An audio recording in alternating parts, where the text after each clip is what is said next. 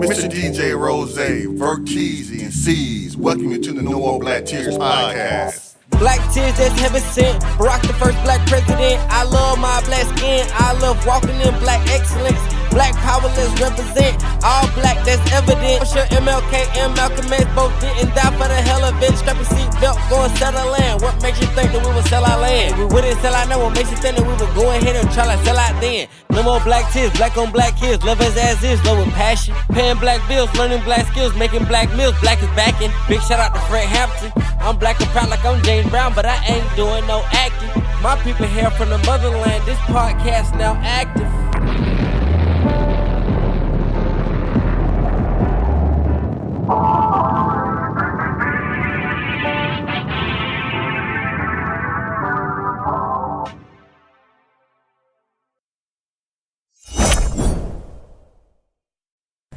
No More Black Tears podcast. We back again for another week in sports. You know what I'm saying? Me and Verteezy. You know what I'm saying? All happened to meet, man. What's going on this week? So this week in sports, we had some more coaching hirings and firings. Some OCs got fired, and we had 2 coaching positions get filled this week, Rose, and there's still a lot of vacancies open, man. For me, I was very shocked to see Mike McCarthy take the Steelers job, but let me phrase it. He taking the job doesn't surprise me. I was surprised he was offered the job in the first place, because I thought Brian Flores had the inside track on that job. It seemed like they was going to try to go someone young on the defensive side, like a Mike Tomlin, and that would have been perfect because he'd have worked for Mike Tomlin before. But Mike McCarthy, I mean, if I'm being real, he's like the white, chubby version of Mike Tomlin, Mike McCarthy, if you ask me. He's a winner. He's a Super Bowl champion. He's a little bit older than Mike Tomlin. Everywhere he's been in, his offenses have done great.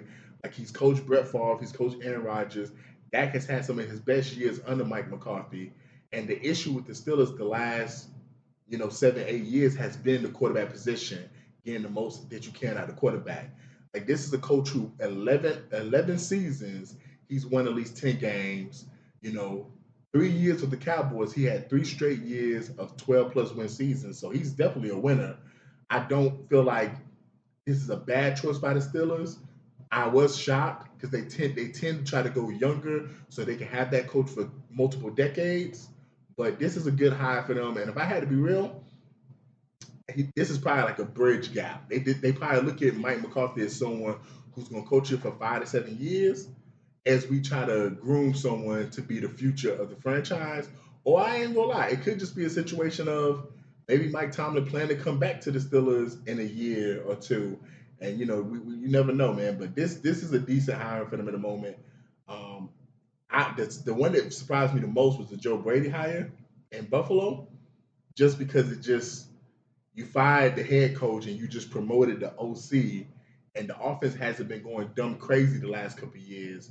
That offense really was at its best under like Brian Daboll, and I can't think of the other dude, but there was another dude in between Brian Daboll and Joe Brady that was the OC. The offense was probably better under those years. The only thing that the offense has really shown us under Joe Brady is they run the ball better and there's less turnovers, but the explosive plays that people fell in love with Josh Allen for, that really hasn't been the case under, Joe Brady, Rose.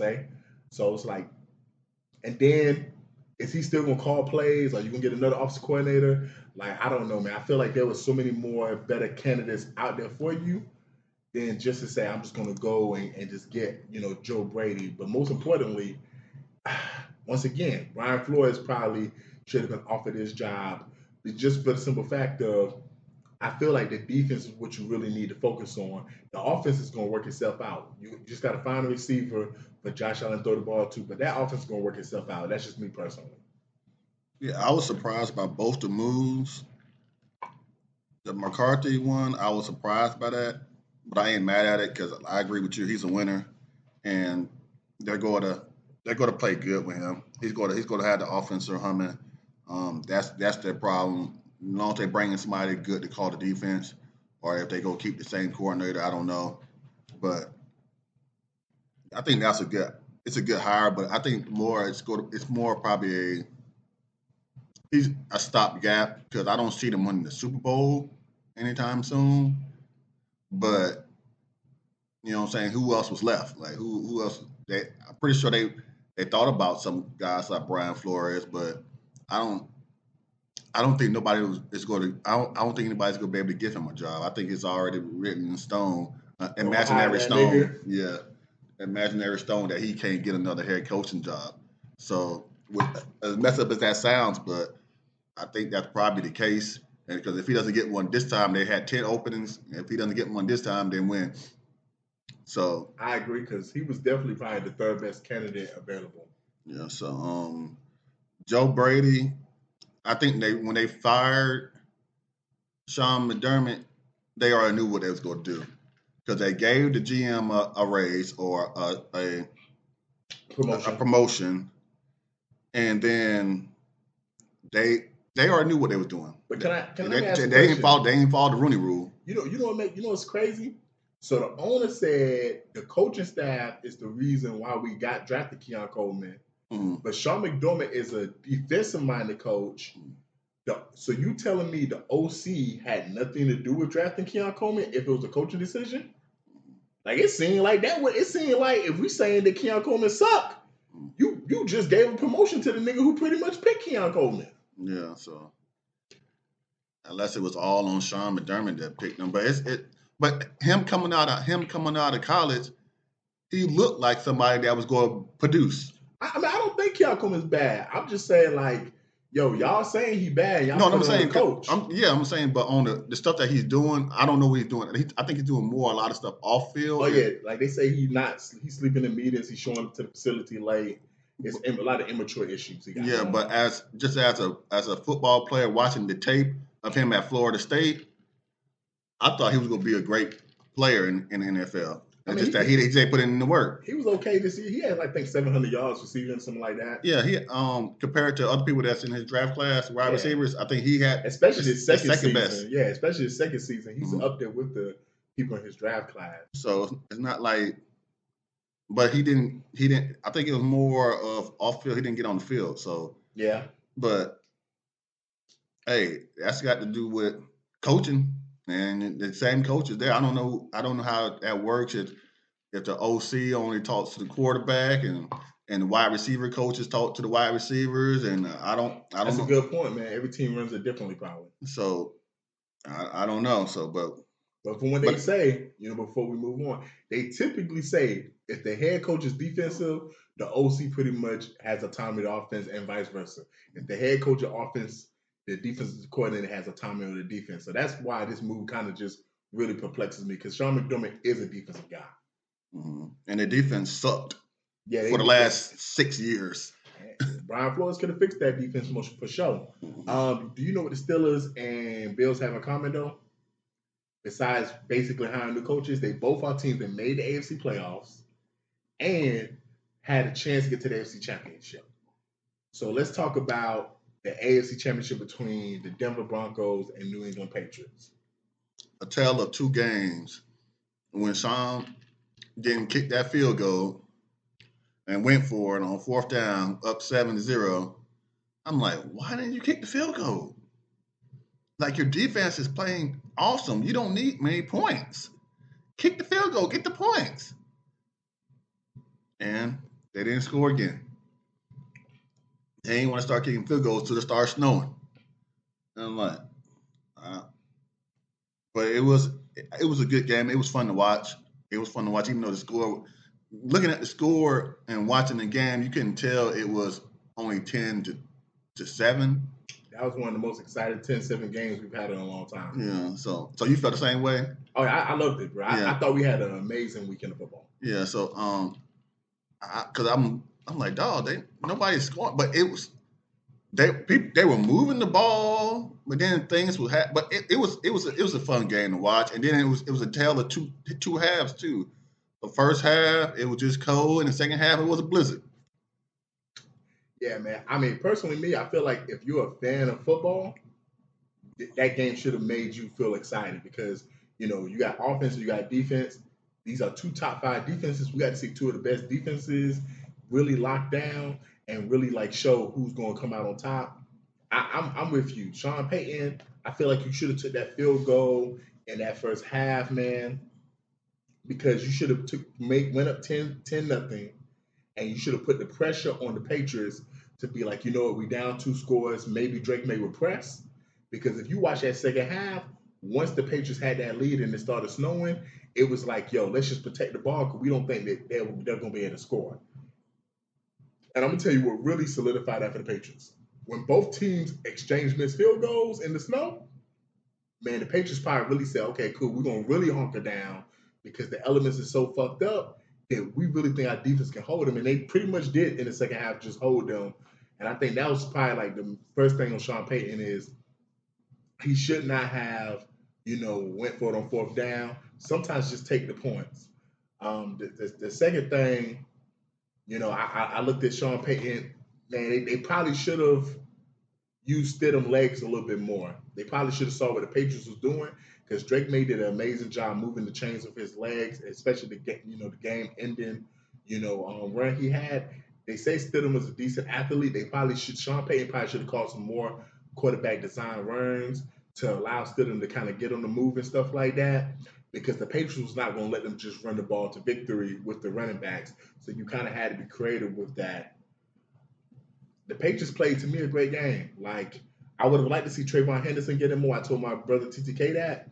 But when I look back at it, I feel like, Mike Vrabel said it himself, I want to go with the veteran running back because I want to limit any chance of fumbling.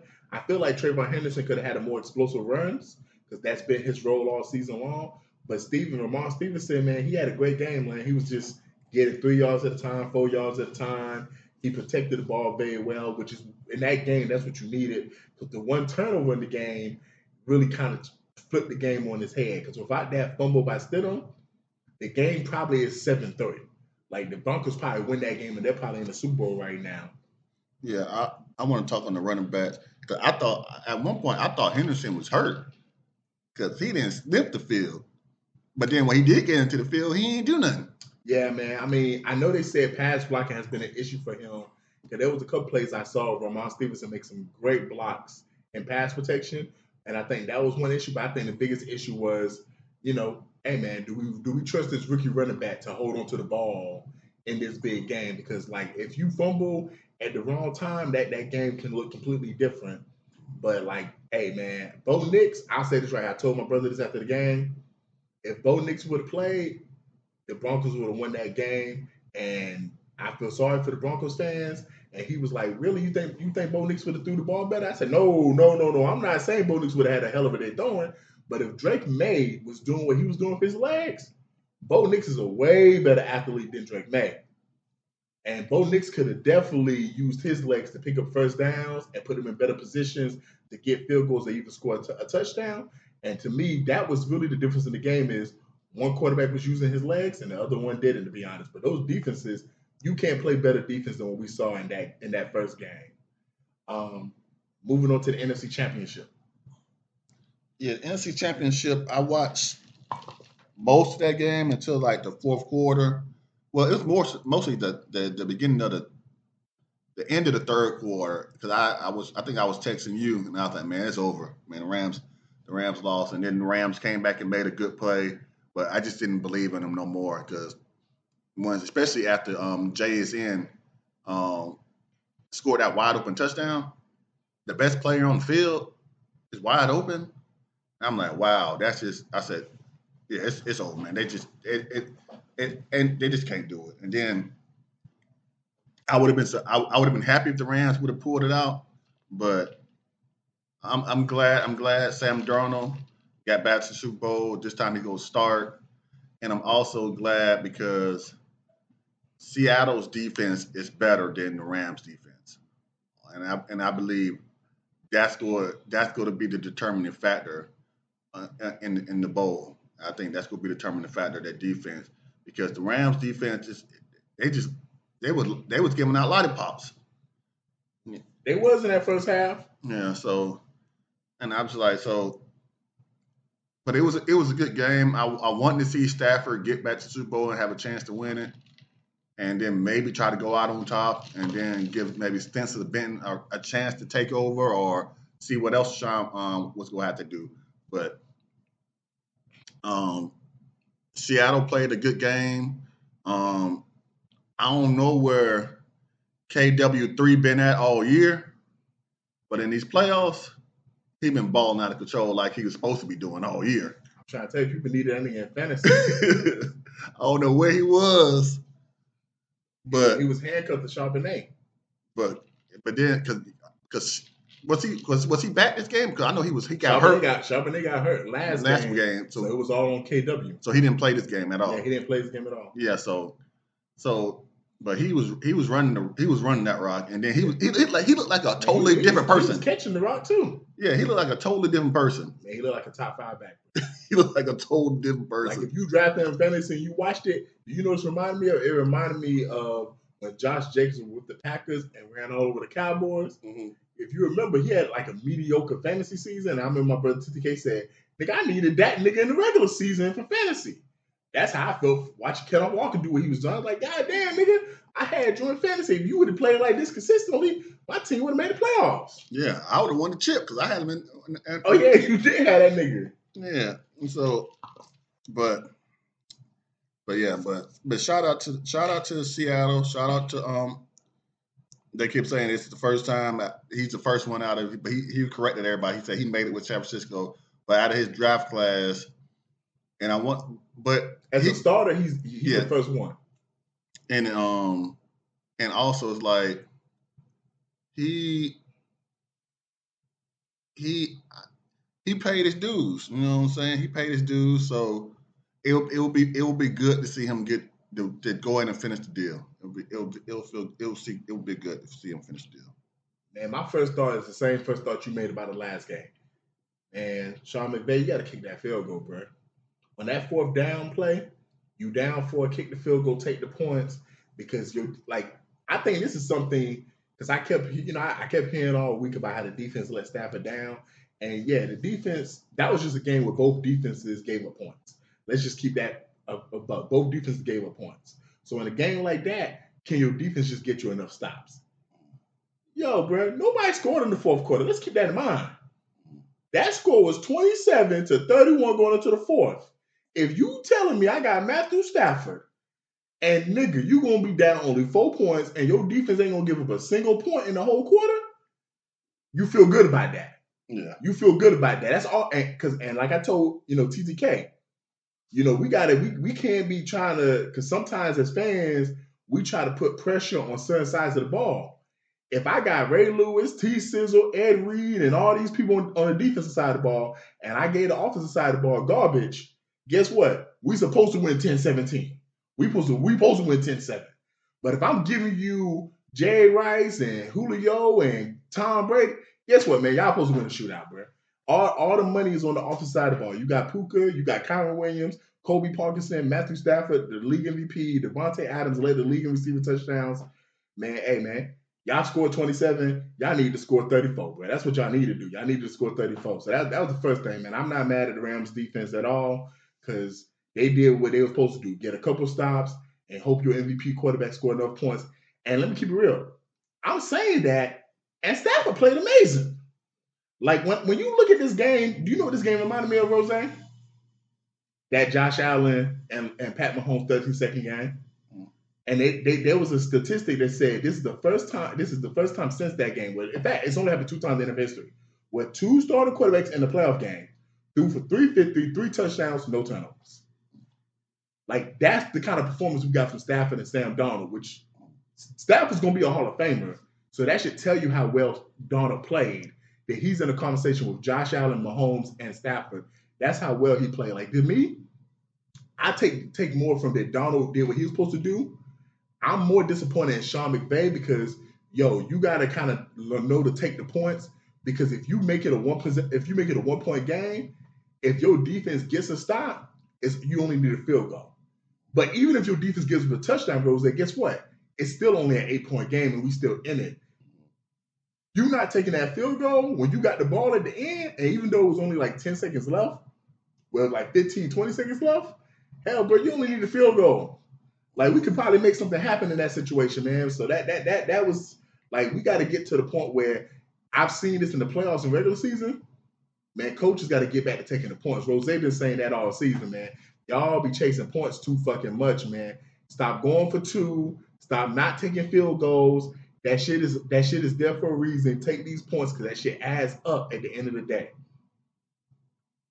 Sam Darnold played so amazing. Like, I knew this was gonna be a long game for the Rams defense way before the Jackson Smith and Jigba touchdown when he had that deep bomb to Rashid Shaheed. When he had that deep bomb, I said, "Oh, that nigga looking like first drive or something that like that. very first drive." Yeah. But when he threw that deep pass, I was like, "Oh, Sam Darnold feeling it today, bro." And let me tell you, that throw, not the touchdown, but do you remember that throw he had in the middle of the field when they got the ball back to Jackson Smith and Jigba when Jackson Smith and Jigba jumped in the air and caught it and took the hit? That was a laser throw. That was a laser throw between the safety, man. Like, all game long, Sam Darnold was on point. Even in the fourth quarter, I was impressed that on the drive to milk the clock away, they threw the ball a couple times. Because I didn't know that Mike McDonald would trust Sam Darnold to do that. And guess what? Sam completed a pass to Cup. He completed another pass to Jackson Smith and Jigba on the sideline, and then got a pass interference call, on another play to Jackson Smith and Jigba. So, like, that to me was really, like, amazing to see Sam Darnold step up and play the way he did. I said I had text you this one again. I had text TTK. I had text D Will. Man, hey man, I know Jackson Smith and Jigba was not gonna win the league MVP, but this is the reason why I had him as my league MVP, man. This man had like 12, 13 catches, like 130, 140 yards, a touchdown. Like, you could tell that was the best player on the field. Like, they could not guard him in the Rams secondary. The other receiver, Cooper Kupp, Rashid Shaheed, and AJ Barner, they contributed, but they wasn't put like this. Puka Nuka did what he did, but then you had Devontae Adams have 90 yards. There was nobody else on that Seattle offense that compared to what Jackson Smith and Jigba was doing offensively. Like what he did, it allowed everyone else to kind of get what they got throughout the offensive floor of the game. And like, to me, that's what I want for my league MVP. Like, he had an amazing game, and to me, if you a lot of people haven't got to see Seattle play because you just don't watch Seattle like that. This was a great introduction to a lot of people to see how good that defense is, how good Jackson Smith and Jigba was this season, and that Sam Darnold finally has arrived. I'm like you, bro. I'm happy for Sam Darnold because, he was with the Jets. He had a horrible stint there. He worked his ass off to get to where he's at now, man. But, man, when I tell you, we was blessed. We had an amazing championship Sunday. Like, I can't think of the last time we had a championship Sunday that was this good. In terms of both games was, like, really amazing to watch. And do you know what's so funny about both games being amazing to watch, Rose? They was different games. Like, one game was a gritty defensive performance, and then one game we got to see points. But even in the game where we had a 31-27 score, you still got to see defensive plays be made. And the weather was totally different, on the same day. Yeah, one was a beautiful day, one was a fucked up day. But my last thing about the Rams-Seahawks game is, hey, man, mistakes can cost you a chance to go to the Super Bowl. We saw the Rams fumble that little punt return. That gave the Seahawks an easy touchdown. Seattle, Wooten, who's been one of the best defenders all the year at the quarterback position, he had a taunting penalty after a third down, which was supposed to be fourth down. They were supposed to punt it. And guess what? It gave the Rams a first down, and it led to a Puka touchdown. Luckily, they won the game. Like, hey, you got to be careful when you get in these big moments. Small mistakes, they accumulate into, like, disastrous errors or whatever. Moving on to the Super Bowl, Rose, like, take two perspectives. What does the loss mean for the Broncos and the Rams? But what does the win mean for the Patriots and the Seahawks going into the Super Bowl? The loss for the Broncos really don't mean nothing unless Pat Mahomes comes back and next year is a better man than he was this year. But I doubt that because he's coming off an injury. Because I believe the Broncos could get back there again. The Rams, this might have been their best chance with Stafford, but we'll see. They can probably run him back, but they can probably get it back. But you know what I'm saying? The Patriots backing again. You know what I'm saying? They did it a different way, but the same way. You know what I'm saying? Same blueprint. You know what I'm saying? Young quarterback, good defense. You know what I'm saying? But shout out to doggone Diggs, though. You know what I'm saying? The quarterback maker. You know what I'm saying? That dude makes quarterbacks just as much as he makes babies. You know what I'm saying? He put something in them quarterbacks, boy. You know what I'm saying? So shout out to him. You know what I'm saying? Because I done seen him do it with 3 different quarterbacks, or maybe 4. You know what I'm saying? Just make them guys just be elite. You know what I'm saying? Even though technically May didn't have an elite game, but throughout the season, May's been elite. Yeah. And Diggs has been a part of that. Yeah. And to your point, like Kirk Cousins, you know, when he became that nigga with Diggs, Josh didn't become Josh until he got Diggs. CJ was already CJ before Diggs, but he continued that process with CJ. And then, you know, May has been elevated to MVP status because of Diggs. Yeah. And as far as Seattle, they back again. We get either way, we get a rematch and run the doggone ball. That's all I got to say. Seattle, run the doggone ball. Yeah, man. For Denver, what this loss means, you got a bright future, man. You got your quarterback of the future, man. Like getting to this game showed that Bo Nix can hang with the best of them. Unfortunately, y'all lost, but that defense is going to be there for a couple of years going forward. Y'all got a lot of young players on that team. Sean Payton still got years left to coach. So Denver, y'all gonna be good. With the Rams, this hurts. You know, yeah, y'all can come back next season, but Stafford's gonna be a year older. Adams gonna be a year older. Kyron Williams gonna have more wear and tear on him at the running back position. You know, this is definitely gonna hurt. You know, Puka Nacua has in his early career has shown that he's injury prone. So can you get Puka to the postseason? That's the real question, because Puka actually was the best receiver last year. With this past year, he just was hurt. That's why the numbers don't rival someone like Jackson Smith and Jigba. So, like, to me, that hurts. But, you know, hey, Stafford, man, he's still the man, dog. He's still the man. And then for the Patriots, man, hey, they're back.